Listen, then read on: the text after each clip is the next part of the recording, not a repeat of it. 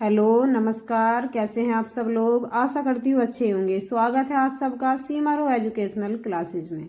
आज हम आपके सामने लेकर आए हैं क्लास 9th का 11वां पार्ट, जिसके लेखक हैं नागार्जुन। पार्ट का नाम है बादल को घिरते देखा, जिसके लेखक हैं नागार्जुन। यहाँ पे दिए गए हैं अभ्यास प्रश्न, कवि परिचय कृतित्व पर आधारित प्रश्न। यहाँ से हमें केवल जीवन परिचय करना है।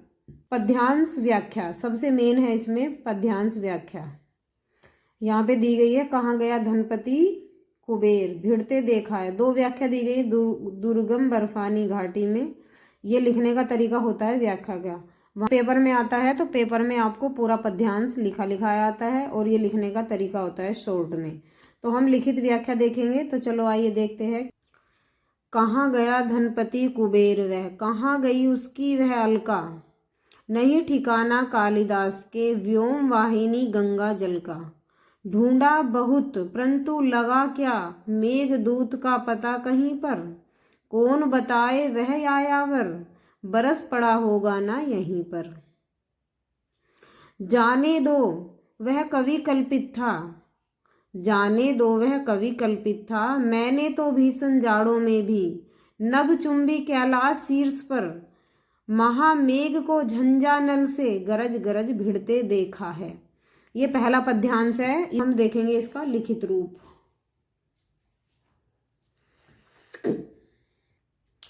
अध्याय 11, इसी तरह पाठ का नाम डालना है। बादल को घिरते देखा है, नागार्जुन द्वारा लिखित है।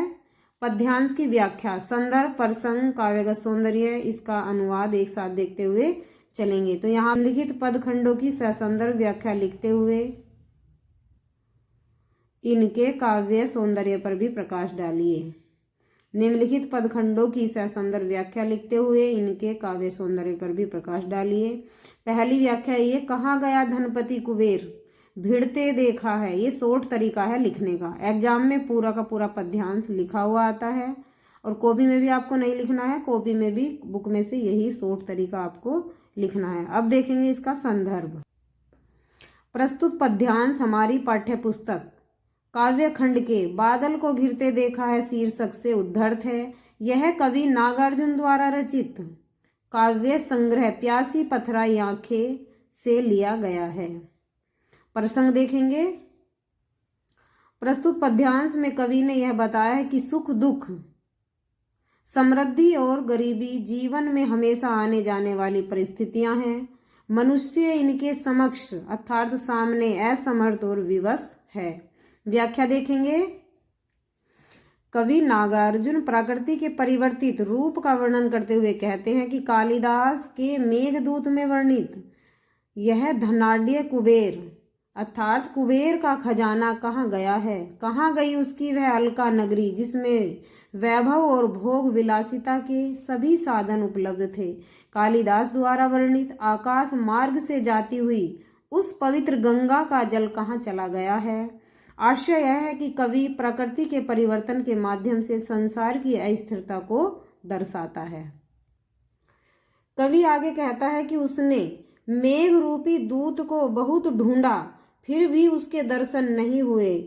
कहीं ऐसा तो नहीं कि इधर उधर घूमने वाला वह मेघ यक्ष तक संदेश ही न पहुंचा पाया हो, और लज्जावश पर्वत पर ही कहीं पर बरस पड़ा होगा। इस बात की जानकारी भी किसी के पास नहीं है।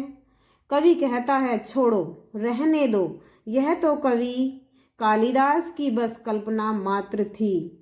मैंने तो इस गगनचुंबी कैलाश पर्वत पर अर्थात कैलाश पर्वत के शिखर पर भयंकर सर्दी में भी विशाल आकार के बादलों को हवाओं के साथ गरज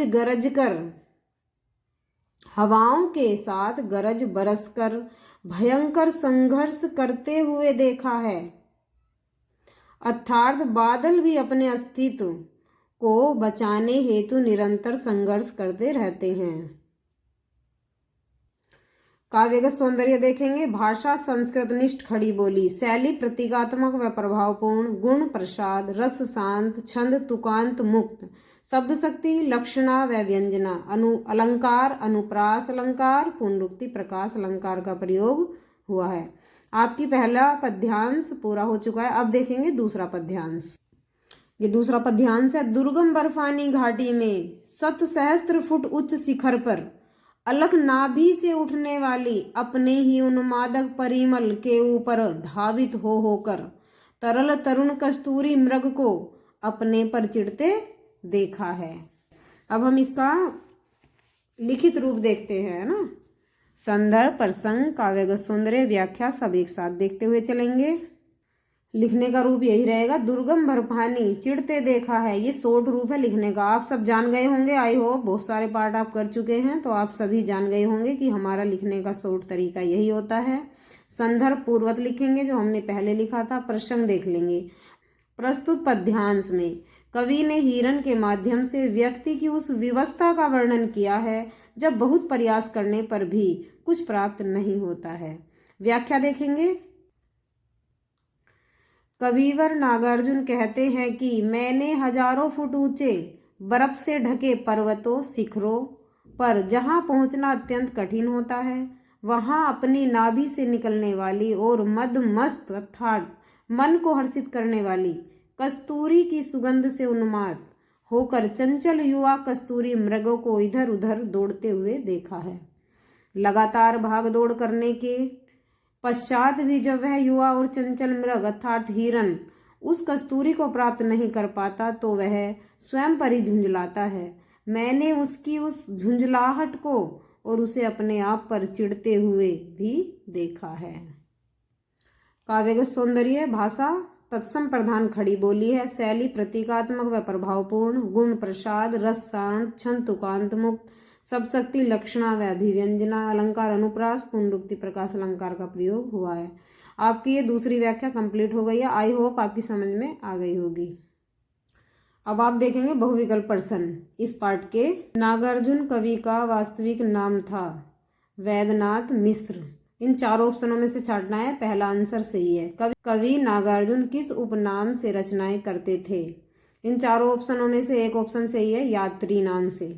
नागार्जुन किस विचारधारा के कवि थे? प्रगतिवाद के। कौन सी विचारधारा के थे? प्रगतिवाद के। कौन सी कीर्ति की रचना नागार्जुन ने नहीं की है? चार ऑप्शनों में से ढूंढना है तो सतरंगिणी की नहीं की है।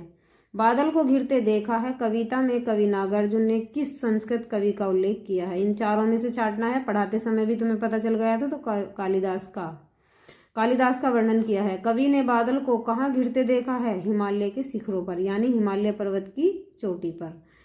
आई होप आपकी ये पार्ट समझ में आ गया होगा। Thanks for watching. वीडियो अच्छी लगे तो लाइक करना, शेयर करना, चैनल पर यदि नए हो तो चैनल को सब्सक्राइब कर लेना ताकि हर वीडियो का नोटिफिकेशन आपको मिलता रहे।